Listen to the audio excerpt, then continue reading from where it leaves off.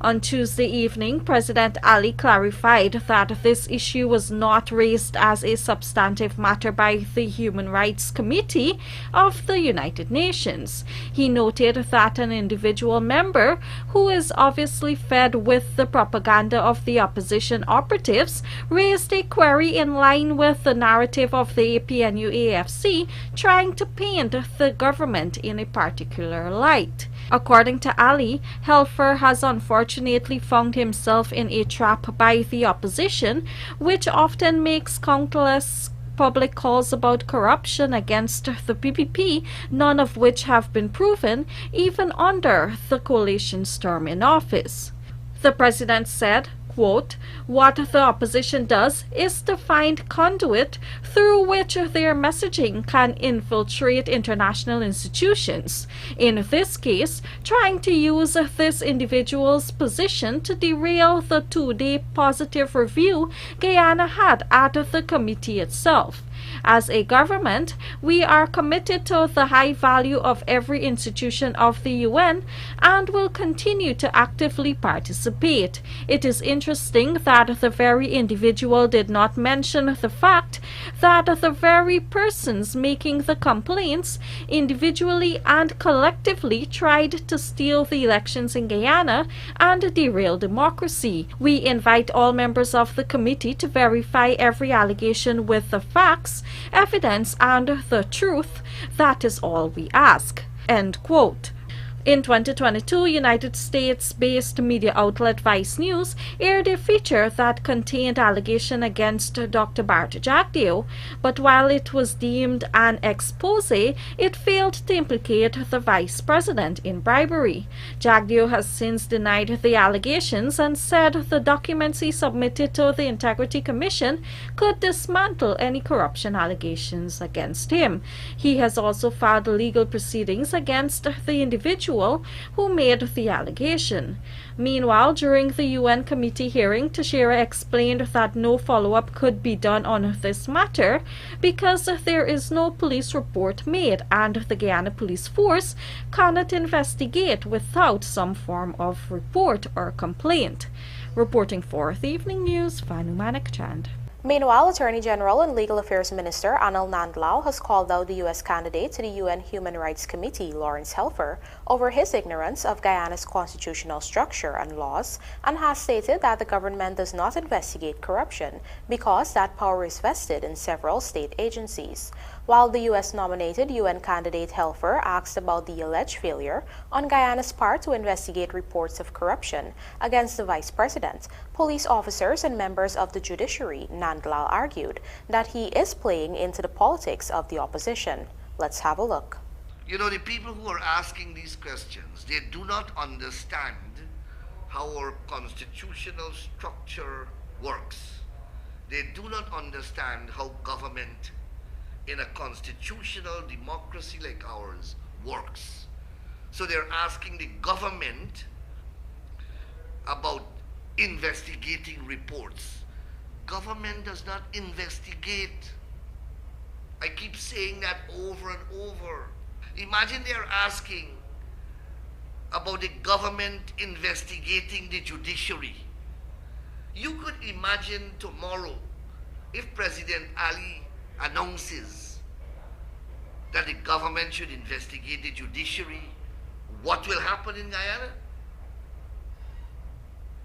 You will hear from now until thy kingdom come that is interference with the judiciary.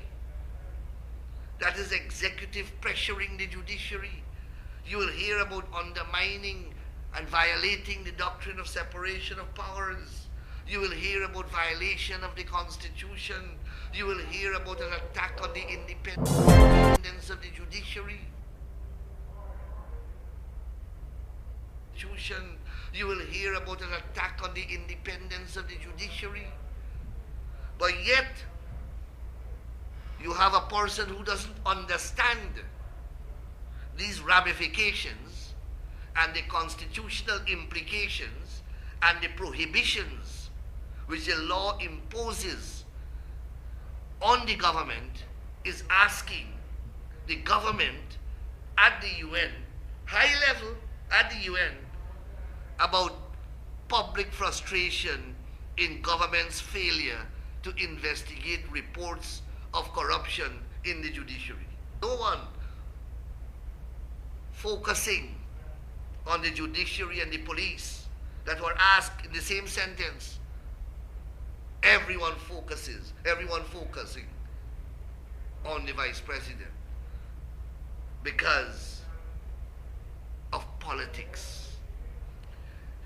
This American guy who is asking this question obviously must have been influenced by what the APNU AFC did in Washington. Recall that they went there to have this big conference and confabulation about racism and corruption. Nothing came out of it, another hot potato. So I just thought that I would spend some time in addressing this matter to say that it is nothing other than a mountain being made out of a molehill. It's much ado about nothing. But if they're converting it into something, they want to convert it into a premium news story because of the person whom they wish to implicate in a scandal. President Dr. Irfan Ali today received letters of credence from the Ambassador Extraordinary and Plenipotentiary of the Federative Republic of Brazil, Maria de Castro Martins, at the Office of the President.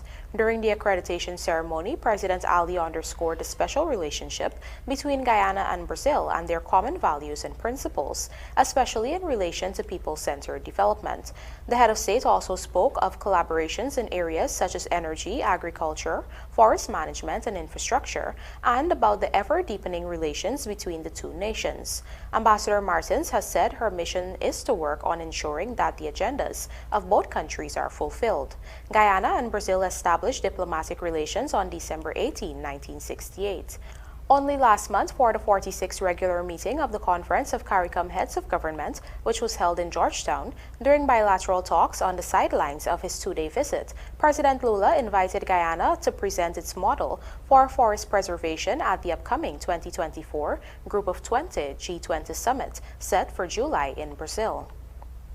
A recent complaint by the Barbados Bar Association over the lengthy time courts take to deliver written decisions has sparked a reminder for Guyanese judges that the local law provides for their removal or termination if decisions are not written in a timely manner. Here's more. According to Attorney General and Legal Affairs Minister Anil Nandlall, delays have been a chronic problem in Guyana's judiciary. Guyanese from all walks of life are complaining and have complained, and many of you are listening to the program, against the sloth at which the legal and judicial system work. Specifically, allegations are being made and have been made that the judges are not writing their decisions in time. Pointing to a recent complaint by the Bar Association in Barbados, where the Constitution stipulates that judges can be terminated if they persistently fail to deliver written decisions within the prescribed time set out, a provision which AG Nandlall states is also contained in Guyana's laws. We have a legislation that mandates judges to write decisions after hearing submissions and arguments in a case within a prescribed time. That prescribed time, I believe, is 4 months or 120 days. But let's even say it's 6 months, which I think is a position in Barbados. This law, the time limit for Judicial Decisions Act, has been passed nearly 15 years now, and it is not being complied with. The minister had previously reported that some 15 judges and 10 magistrates are slated to be hired this year, and the Judicial Service Commission has already commenced this recruitment process. Nandalal said when these positions are filled, there should be no more excuses for delays. Now I know that there have been shortages of judges, and there have been many reasons, many issues affecting the judiciary. We are going to have judges appointed, more judges appointed, and there will be an expectation that the law in relation to the writing of decisions within the prescribed time will be obeyed. I will leave it at that for the time being. Luana McAllister, The Evening News. Coming up on the other side of the break, Venezuelans among 3 remanded for murder of Chinese businessman at ETERINGBANG, and ERC urges political parties to engage commission ahead of 2025 elections. Please stay tuned.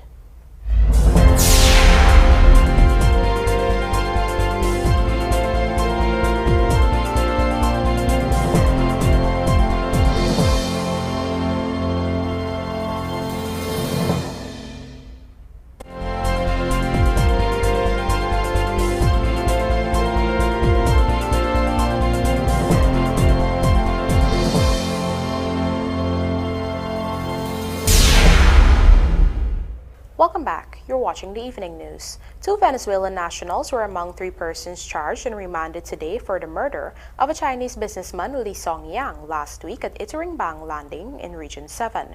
Darby Diaz da Costa and Oscar Alcides Canio, both Venezuelans, along with Farrell Prince Adelph of Crane Housing Scheme West Coast Demerara, appeared before Georgetown Magistrate Faith Magusti to answer the charge of murder in the course or furtherance of a robbery. They were not required to plead to the indictable charge and were all remanded to prison. The matter has been transferred to the Camarang Magistrates Court, with the next court date set for April 24, 2024.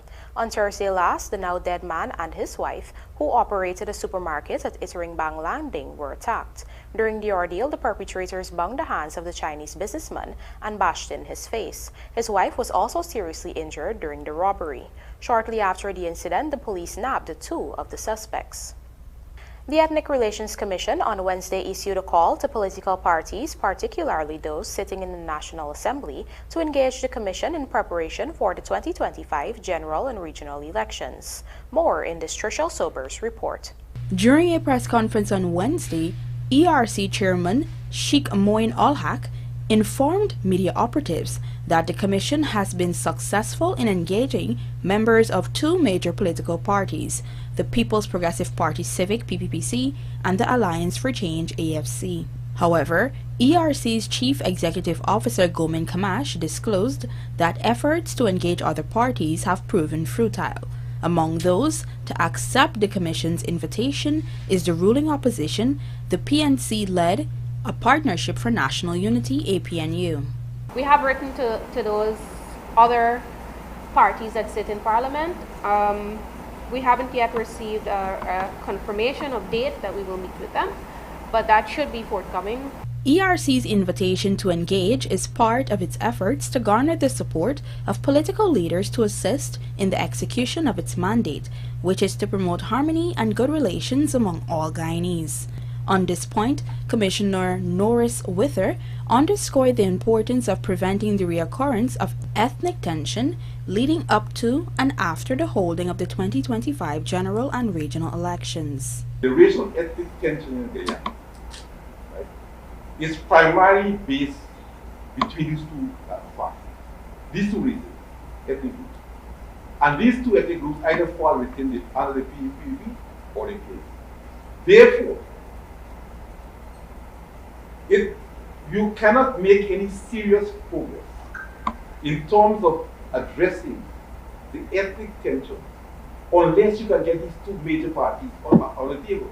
Trishel Sobers, Evening News. Climate-smart agriculture is one of several measures the Guyana government is pursuing when it comes to sustainable agriculture, according to the report that the government provided during Day 3 of the ministerial session of the 38th Food and Agriculture Conference being held in Georgetown. Gerald Bryan has the details. The Food and Agriculture Organization, FAO, is currently holding its 38th Regional Conference for Latin America and Caribbean in Guyana. On Wednesday, Minister of Agriculture Zulfikar Mustafa chaired a ministerial roundtable that featured ministers of agriculture and other officials from around the region. During the session, Guyana, through Director General of the Ministry of Agriculture, Madanlal Ramraj, provided an update on its efforts in agriculture. This update included references to climate-smart agriculture and other resilience measures. We are promoting the adaptation of climate-smart agriculture practices that enhance soil health, conserve water, and building resilience to climate change. As member states with the region, we must recognize the critical role of water resources in sustaining forest ecosystems. According to Ramraj, efforts are being made when it comes to forest and water conservation, both of which are also at risk due to climate change.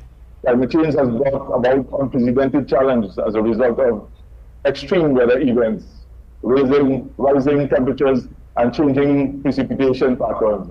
These events are disrupting the water cycle, impacting forest health and eroding soil quality. These changes threaten our biodiversity, ecosystem services, and ultimately our ability to thrive as a nation. To effectively address these challenges, we must recognize the interconnectedness of water, forest, biodiversity, and soil. We form a nexus that requires holistic, integrated approach for conservation and sustainable management. The government of Guyana is actively tackling these challenges by prioritizing sustainable forest management practices that preserve the ecological integrity of our forests. The 38th session of the FAO Regional Conference for the LAC community will last from March 18 to 22nd.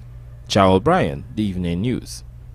Following the destruction of a section of the Carrivton Market, Region 6, by fire last November, repair works to the roof of the market have commenced. Our Berbice correspondent Andrew Carmichael reports that 2 contractors have been given the job, but one is yet to start working. Let's have a look. On November 27, 2023, fire destroyed a section of the Carrivton Market. The Guyana Fire Service had stated that an electric fan, which was left switched on in one of the stalls, had overheated and caused a fire, which gutted sections of the facility. Since then, several vendors have been displaced, claiming that they cannot ply their trade. During his 2024 National Budget presentation, Finance Minister Dr. Ashley Singh had disclosed that $1.2 billion has been budgeted this year to, among other things, rehabilitate the Carrivton Market. Mayor of Carrivton, Iman Amin, says 2 contracts to undertake repairs have been awarded by the Ministry of Local Government. One is responsible for refurbishing the market's roof and cleaning all debris left by the fire, while the other contractor has been awarded a contract to rebuild the stalls which were damaged. However, only one of the 2 contractors has commenced the work. The contractor is working on the roof, and subsequently the other contractor has not started his work as yet because he's waiting for the contractor to finish the roof and give him clearance to work in the said area of the market. Some of the affected vendors are still reeling from the impact of the disaster, claiming that it has been months since they have not been able to carry on their trade. The mayor says following the awarding of the contracts, he met with the vendors to give them an update. They were somewhat pleased about it, but it's more that they want to get back to business. According to Mayor Amin, the contractor has up to the end of the month to complete the roof. Meanwhile, vendors are begging for compensation since, according to them, they are struggling to get by. Additionally, large sums of money and stock were damaged and destroyed. For some of the vendors, several $1 million worth. Andrew Carmichael, The Evening News. And now for a look at the bridge reports. The Demerara Harbour Bridge will be closed to vehicular traffic on Thursday, March 21st, 2024 at 2 hours for a period of 1.5 hours. Meanwhile, the Berbice River Bridge is expected to be closed at 14 hours 10 on Thursday, March 21st, 2024, also for a period of 1.5 hours. Harpy Eagles lose 5 before tea on day 1. This and more coming up in the Sportcast, sponsored by MacCorp.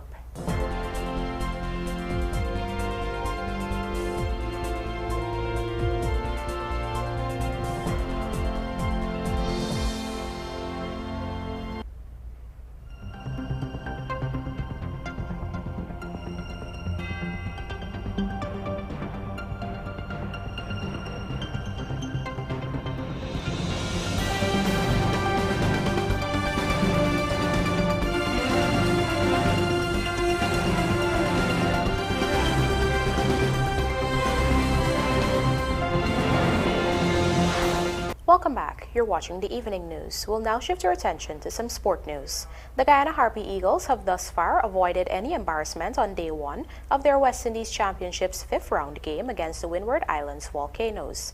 After losing 5 wickets for 161 runs, Kevin Sinclair looks solid on 37 off 64 deliveries at tea, while Ronaldo Ali Mohammed is so far unbeaten on 10 runs from 13 balls. Prior to that partnership, the Harpy Eagles did not have the best of starts, with the opening pair of Tajanarain Chandrapal and Machu Nandu returning to the dugout for 13 and 25 runs, respectively. Captain Tevin Imlak perished for 11 from 44 deliveries, while Vice-Captain Kevlon Anderson fell heartbreakingly short of a half-century. Anderson's 48 from 83 helped the Harpy Eagles to get past the 150 mark. Shamar Springer, Darius Martin, and Darrell Cyrus shared the spoils for the Volcanoes, taking 2 wickets each. The 4-day game will continue on Thursday from 10 hours. When the women's T20 blaze continued on Tuesday, Guyana's women suffered their first defeat of the tournament as Jamaica prevailed by 5 wickets. Details in this report.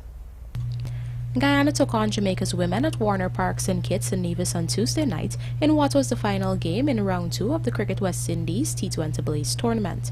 Guyanese captain Shemaine Campbell won the toss and opted to bat first, after which they posted 107 for 7 in their 20 overs. After Shabika Gajnabi and Shanette Grimman departed early for 13 and 3 runs respectively, the duo of Campbell and Mandy Mangru produced a strong 65-run partnership for the 3rd wicket.